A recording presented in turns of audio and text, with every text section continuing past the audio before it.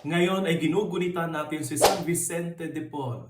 Siya ay pinanganak sa France noong 1581. Itinatag niya ang Congregation of the Mission or mas kilala bilang Vincentians at siya din ay co-founder ng Congregation ng Daughters of Charity. Siya ay kilala bilang Apostle of Charity dahil ang kanyang misyon sa buhay ay alagaan ng mga may sakit, mga naulila, mga matatanda at yaong mga kinakalimutan na ng lipunan. Para sa kanya, ang pag-ibig sa kapwa is seeing Christ in every person na pinaglilingkuran niya. Madalas niyang sabihin, "Go to the poor, you will find God." Ipinapakita niya na ang Panginoon ay tunay na buhay sa mga mahihirap, mga nagdurusa, mga may sakit at pinakahamak. Hamon sa atin ngayon kung paano natin tinutugunan ang mga mahihirap at paghihirap sa ating mundo ngayon. Magpipikit mata na lang ba tayo at maging indifferent sa kanila? Tandaan natin na ang bawat maliit na kabutihang gawa natin ay malaki na sa mata ng Diyos